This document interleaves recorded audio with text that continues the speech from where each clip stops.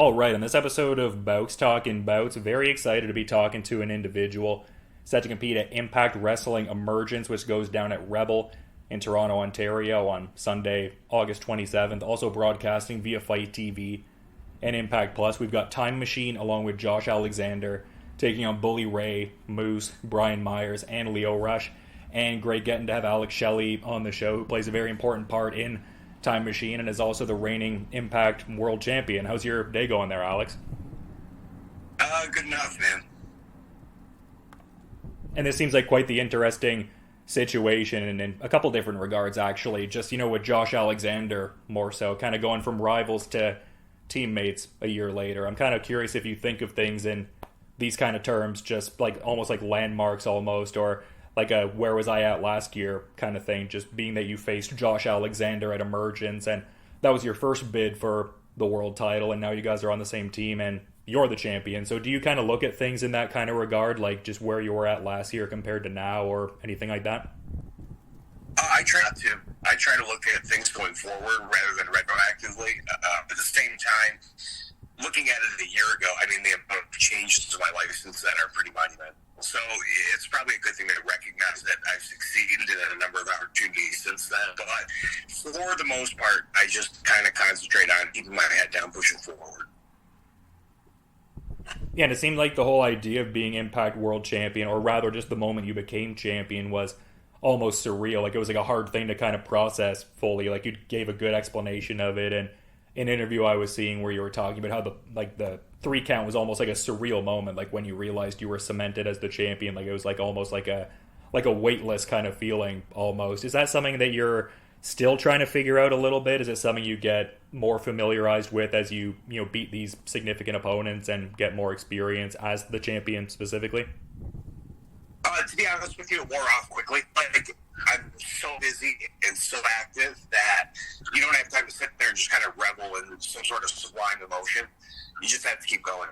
So certainly the more I hold the belt and the more I successfully defend it in this sort of efficacy, the more I end up growing into the role of a champion. I do feel doing that. Yeah, and just like the timing with which I'm catching you here, I would think that would especially be the case just on the heels of defeating someone the caliber of a Hiroshi Tanahashi last time out. Can you talk about that win, just like the main takeaways from that one and, how much of a statement win that is? Because I was seeing some people likening it to, the biggest win in your career. Maybe in a singles match, yeah. To me, more so personal victory than anything else. Hassan, somebody who, and I've said this before in interviews, I've looked up to for so long because I saw him do such incredible things as a wrestler and as a human. And to share the ring with him and basically go tit for tat, be able to hang with him was, from a professional level, something that not everybody can do. And from a personal level, something that just meant so much to me because I felt like a lot of my experiences and my story came full circle over the past 10 years, and it's been a very interesting 10 years for me. Yeah, because it seemed like from an interview that I was seeing, you were saying that Tanahashi was someone that you would, relatively frequently, tag with even, and just picking up a lot, directly on the apron, and obviously a lot can be gleaned from those interactions, too. So it just seems like there's been a lot of, being around him and really gleaning a lot from him over the years. Yeah, and that's absolutely correct. He's a guy who, to go even a little deeper, somebody who valued the same style of wrestling that I did too. Somebody who had a lot of the same techniques and somebody who had a lot of the same work ethic. He was somebody who constantly trained and constantly tried to watch their nutrition as good as they could. And we sat together on the back of the bus, at least the old bus, in New Japan Pro Wrestling, and I wasn't just around him. I was living a pro wrestling lifestyle with him. And just being able to see how he dealt with all the struggles and all the difficulties and all the successes, too, and managed to keep his head on straight did leave a huge impact for me. And, again, I've mentioned this before, but he's somebody who I remember vaguely thinking, if I ever became champion, I'd have to be Tana. You got to try to be Tana. And I'm in that role now. He's muse in a lot of ways. Yeah, for sure. I mean, a great statement win, but just kind of eyeing the next challenge, as it were. Like, it seems like you've got a defined, past history of performing in Canada, just with the proximity of Detroit and everything like that. So, how's it feeling to be readying for this like 2 day run at Rebel there, just with Emergence and then Emergence Fallout the next night there? It would seem like the Canadian territory is one you're fairly familiar with over the years. It's nice. It feels like it's basically performing in front of a hometown crowd in a lot of ways for me. Anytime I'm in Windsor or Detroit, obviously that's like very close.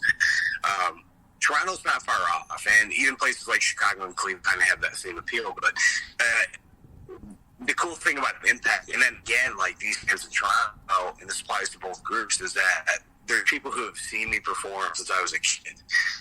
And it's interesting to do these meet and greets or show up at the building and say hi to some of the staff, and it's people who are all too eager to tell me, like, I saw you here for the first time in 2003 or 2005 or 2010, and to have that sort of intimacy built in is something that's super special for me. Yeah, for sure. And I grew up in Oshawa, so I feel like I get the Detroit comparisons a little bit, like the symbiotic relationship with the auto industry and things like that. So, yeah, for sure. You get it. Yeah, but it's just an interesting time in a lot of regards, too. There's a certain, like, synchronicity, too, with, Chris Sabin. Like, obviously, that exists very much in the great legacy you guys have established as a tag team, but it seems like as much as you're doing great things as Impact World Champion now, he's also concurrently doing great things as, X Division Champion and historic title reign relatively recently and everything like that. So that must be kind of cool too. Like there's a certain synchronicity to your guys' career progression, even as much as you're doing these things kind of individually. I mean, you are teaming up at Emergence, but it's just cool to see you guys kind of, holding the major hardware there. Yeah, and I think kind of championships is becoming the backbone of the company, and you add another layer to that too. Now that Kushida's here, he's also becoming like a major player in Impact, and to me, like those are two of the top three wrestlers in Impact. I'm in the first. So I think Machine Gun rules the roost in that company now.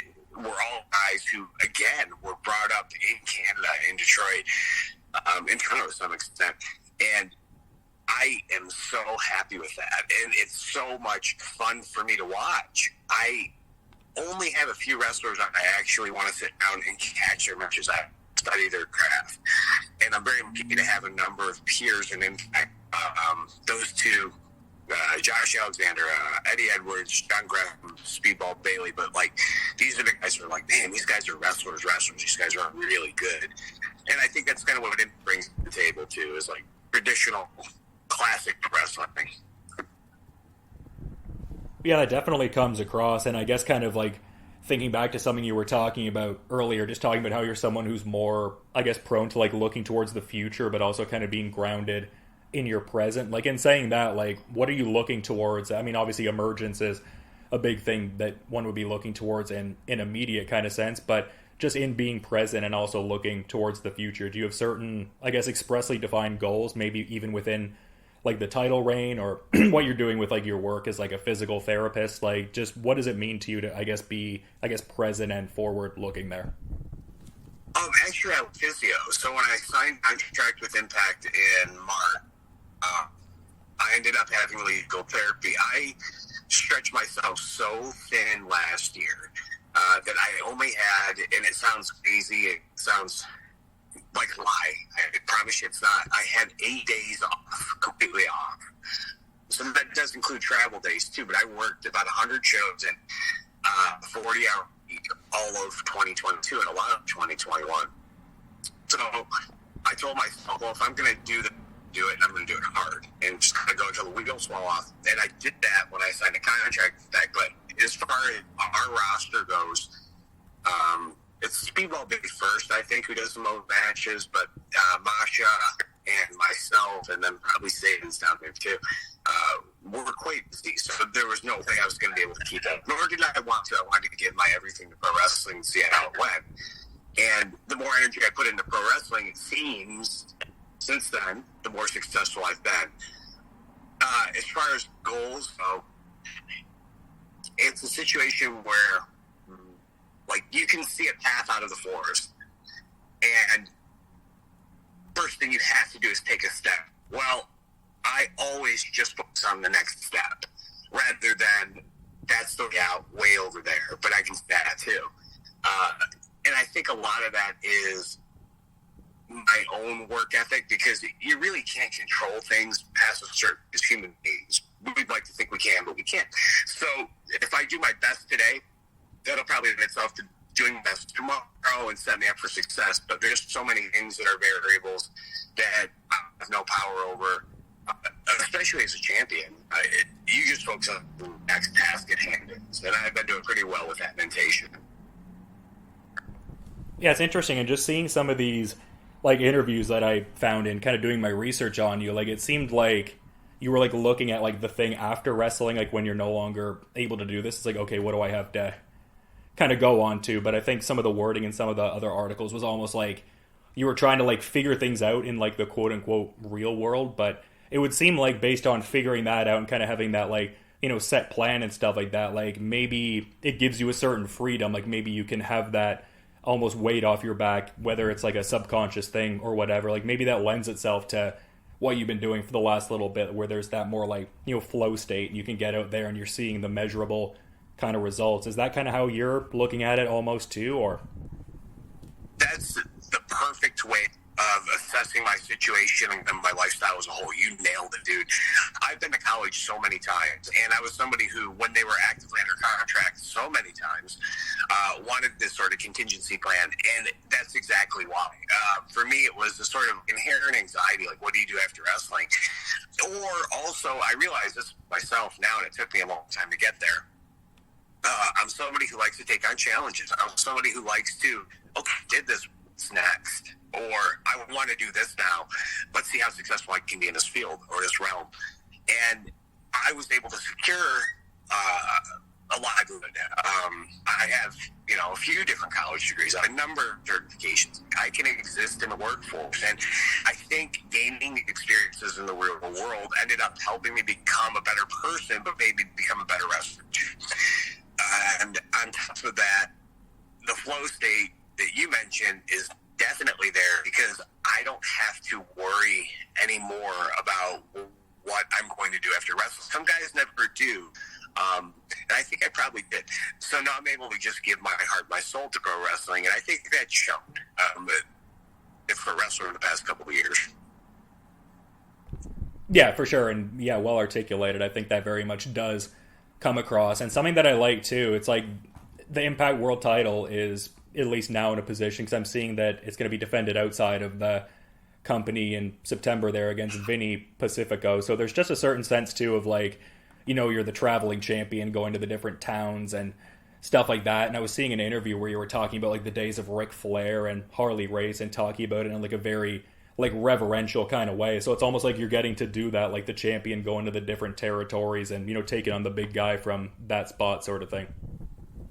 Yeah, nobody's ever going to be able to recreate it, nor should it. Probably wasn't all that healthy. But at the same time, it's interesting for a champ to actively be going around as much as I am and defending it geographically in the U.S. and then internationally too. And I wrestled so many good guys that I wouldn't get to if it just stayed at the Impact going, you know what? They made me better. And that's the whole goal, is to have these experiences that put you to the brink or teach you something. And really, again, that's how you grow as a pro wrestler.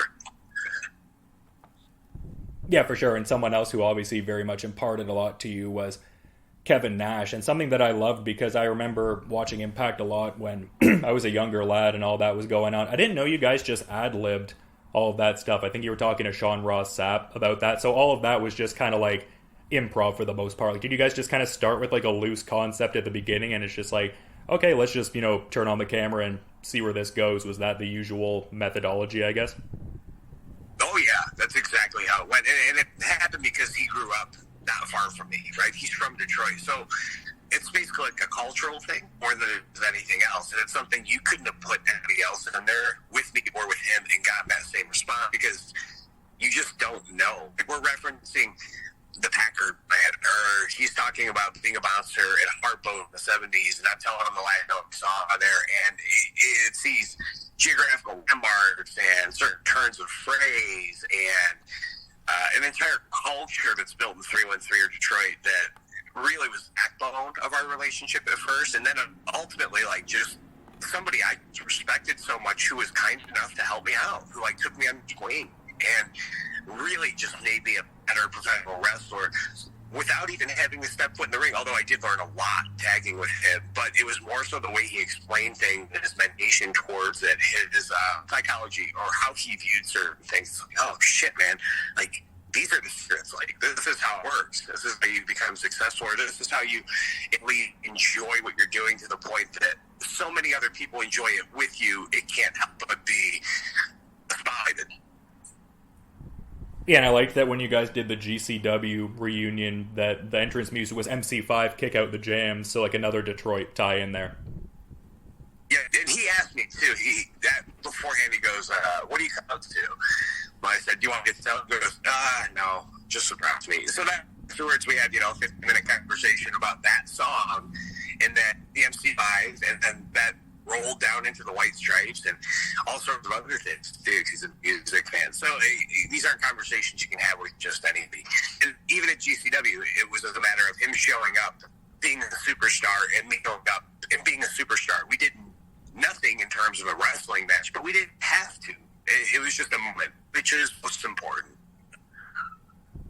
Yeah, I personally loved seeing it. It was an electric moment, but it seemed to be kind of in line with some of the musical tastes from what I can tell. Like, I think I saw you shouted out the Stooges' eponymous debut record as your favorite record there back in 1969, but I also saw another interview where you were shouting out Waves and kind of what they've been doing. And I also understand you were in a band and played guitar for a bit with, I believe it was Chris Sabin and also P.D. Williams. I believe you guys were known as the High Crusade. Can you talk about that a bit more? Because I kind of just learned that when I was doing the research on you for this interview. Oh, no, you're good, man. I'm wearing a Wave shirt right now, actually. But, yeah, we were in a band for a few years. I was in bands growing up all throughout high school and in early college. And Pete was in a band, too. And some of our other friends were in bands, so we just made a band. And it's as simple as that. You don't have to be on American Idol. Just go make noise. Yeah, is that something you still... Because it seemed like you were talking about your abilities as a guitarist, I guess, and everything like that. Is that still something you kind of keep on top with as a hobby? I guess just one of the last things I wanted to kind of touch on with you. Like, is that something you're still indulging in a fair bit, or maybe not as much time because you're obviously very stretched with some of the obligations you have? Yeah, no doubt. I mean, I've got no time to be in the band, unfortunately. I pick up the guitar every day, every single day. I think, like, the last thing I tried to do last week was I started learning a couple songs from the new Blur album. So it's a nice way to keep your mind sharp. You have to exercise your brain, too. Yeah, wholeheartedly agree, and just being mindful of your time and the rest of your schedule, Alex. I guess I'm just curious if there's maybe a final parting thought you'd want to add as we're just wrapping things up here, man. I appreciate the time. Oh, yep, nope, I'm good. All right, well, this is going to be a great event at Emergence, and people should check that out on August 27th. And yeah, very excited to see Time Machine and Josh Alexander take on Bully Ray, Moose, Brian Myers, and Lio Rush. And again, to reiterate, thank you for the time, man, and just you have a good rest of your day, and looking forward to checking out the match. Okay, the same.